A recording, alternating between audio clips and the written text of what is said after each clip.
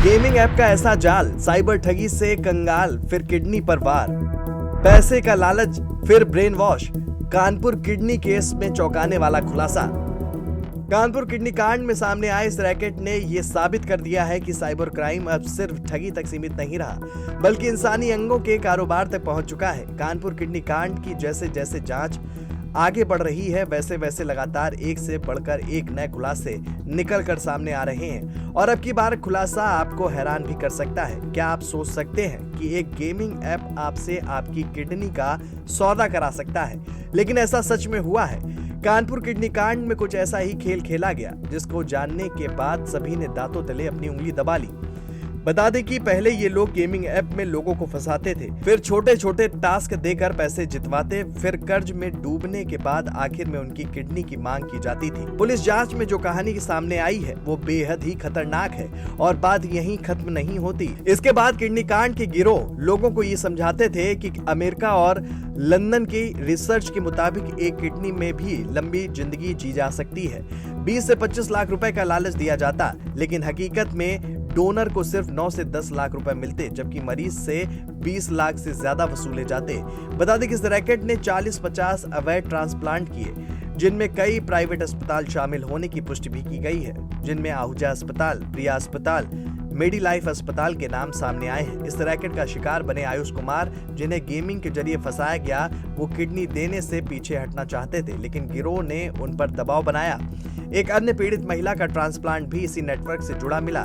दोनों का इलाज इस वक्त डॉक्टर राम मनोहर लोहिया अस्पताल में चल रहा है। जांच में सामने आए नाम चौंकाने वाले हैं। डॉक्टर अफजल, डॉक्टर मुदस्सिर अली, शिवम अग्रवाल मुख्य एजेंट, अजय पूर्व गार्ड बाद में अस्पताल संचालक, परवेज सैफी और कई फर्जी डॉक्टर टेक्नीशियन। अब तक 9 गिरफ्तार हुए हैं, कई आरोपी फरार भी हैं। पुलिस प्रशासन लगातार एक्टिव मोड में नजर आ रहा है और कई अस्पतालों पर छापेमारी के साथ 3 अस्पताल भी सील किए गए हैं और म्यूल बैंक अकाउंट की जांच की जा रही है। बताया तो ये भी जा रहा है कि ये गिरोह सिर्फ कानपुर में एक्टिव नहीं था, इसका कनेक्शन इंटरनेशनल तक निकलकर सामने आया है, जिसकी जांच की जा रही है। वहीं पूरे मामले की जानकारी देते हुए डीसीपी पश्चिम कासिम आब्दी ने क्या कुछ कहा, वो भी जरा सुनिए। देखिए, जब हम लोगों ने अभी विवेचना के क्रम में सारी चीज़ों को जब हमने एनालाइज किया है, तो उससे एक चीज़ और निकल करके आई है बड़े स्पष्ट रूप से कि ये कहीं ना कहीं जो ट्रांसप्लांट का रैकेट है, ये कहीं ना कहीं साइबर अपराध की दुनिया से भी जुड़ा हुआ है। ये लोग जो इस रैकेट सिंडिकेट से जुड़े हुए हैं, ये लोग ल्योर करने के लिए जो टेलीग्राम और व्हाट्सएप पर जो साइबर अपराधियों ग्रुप है उसमें जुड़ते हैं और जो डोनर है उसको ये लोग ल्योर करते हैं। पहले छोटे छोटे टास्क दे करके फिर उसको कुछ पैसा मिलता है और फिर जब उसकी नीड जब उसकी बढ़ जाती है तो फिर ज़्यादा पैसे के लिए फिर उसको लोग किडनी ट्रांसप्लांट के लिए, डोनर बनने के लिए अप्रोच करते हैं। तो ये कहीं ना कहीं एक नेक्सस है और इसमें जो साइबर एंगल है उसके ऊपर भी हम लोगों की जांच चल रही है।